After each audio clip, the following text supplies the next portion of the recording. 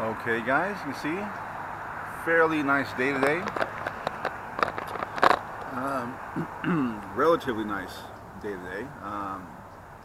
Got a few things to talk about. One not so pleasant thing to talk about, but I want to get it off my chest, right? So let's get to some of the positive stuff. I want to talk to you today about this site called DTube, right? It's a YouTube alternative. It's run on cryptocurrency, right? Basically the same way that YouTube works. You know, you upload your videos, people like it, they share it, you earn money based on the number of likes that you get. It is connected to the website Steemit, right? So you're going to be earning Steam-backed dollars, which you can then turn into Bitcoin, which you can then turn into cold hard cash, right? And I've been on this site for about a week. I've been putting videos up every day. I've been repurposing my 30-day digital nomad challenge. I'm putting that on there, and it's getting some pretty good response, right? It made, like, you know, some videos like 22 bucks, 25 bucks. Some are $10, $17, you know, but in order for me to earn that on YouTube per video, you know, you would need thousands and thousands and thousands of views. So I'm really enjoying it. I'm really enjoying being able to make some money, creating the type of content that I want to create, right? It's a good feeling to be able to, like I said, make some money doing things that I like. So I strongly suggest, if you're creating videos on YouTube, you should also be posting them on DTube as well. Now, you're going to need a Steemit account first. So go to steemit.com, sign up for an account, and then you can connect that to your DTube account. And I'll put links to everything in the description below, right? So, and this video is going on DTube as well. So if you're on DTube, you already know what's going on. So that's positive. That's good. I will be starting a new 30-day challenge today.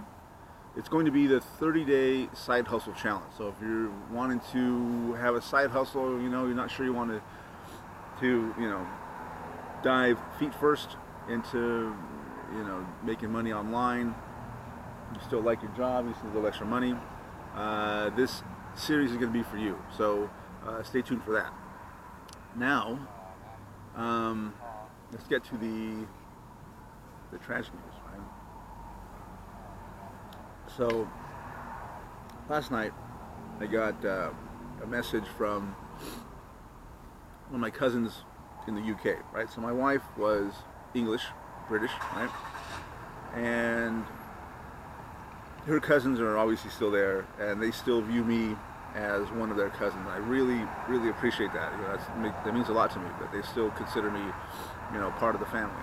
Her mom and dad and sister, not so much, but the cousins have always been there for me, right?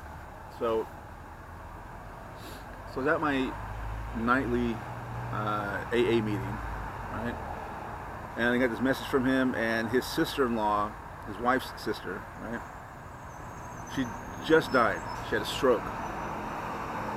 And she just had a kid maybe like a month and a half ago, you know, and it's like all I could think about was this poor kid who's never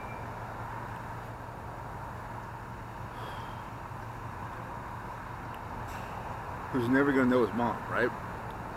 And I can't imagine what the family's going through now. Obviously, it's a tragedy, like I said. But I can't imagine what this kid's going to go through, you know, his whole life, right? Not knowing his mom, having that piece of him missing, right? Yeah. And like I said, I got the message when I was in my AA meeting last night, and part of me just wanted to bolt out of the meeting when I read it. I read it a couple times, and I was like, what the fuck is going on here? You know, and like I said, part of me just wanted to leave.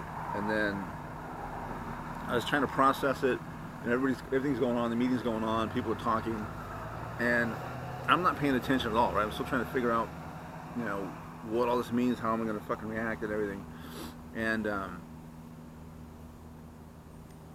I was kind of glad that I got the message in that meeting, right? So I had, you know, gotten it. If I was at home alone, you know, with my stupid thoughts, who knows what would happen, right?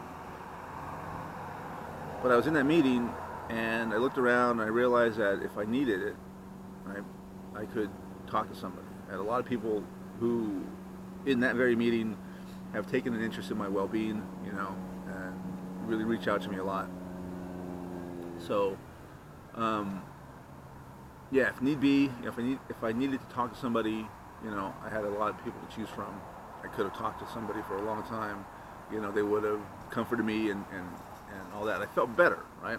When I realized that, I felt pretty good. I knew I was going to be okay, and that allowed me to focus on my cousin and his family, right? And I told them, I was, look, obviously I can't be there right now.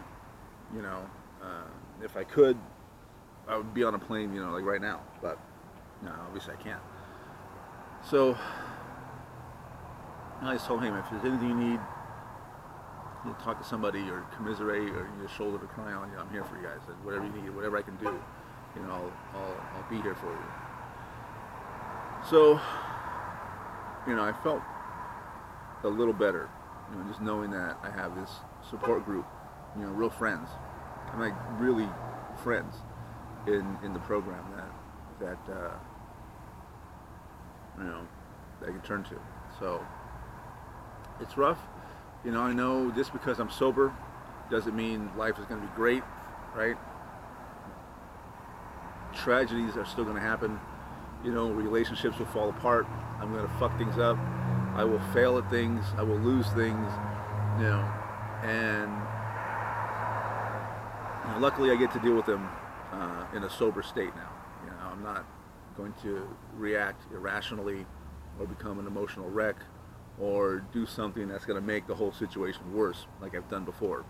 So, you know, that's a positive, but again, I can't even imagine what the family's going through right now. You know, I mean, I lost, you know, I was there when my wife died and they saw me go through it, and but this is like something totally different. You know, there's a newborn child involved who's, like I said, will never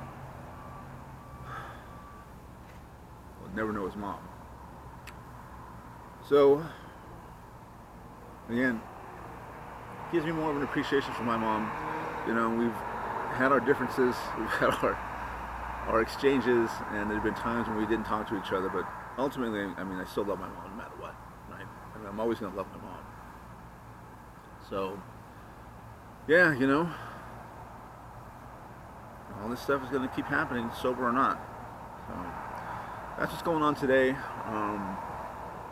Hopefully I didn't bring too many of you down with the story, but I had to get it off my chest, and this is like, these videos are kind of like therapy for me. These daily vlogs are kind of like therapy for me. So I appreciate you guys sitting out there watching this stuff, and yeah, thanks a lot. So again, you know the drill. Like and share the video, subscribe, and we'll have more good content coming for you later on today and going forward. So thanks.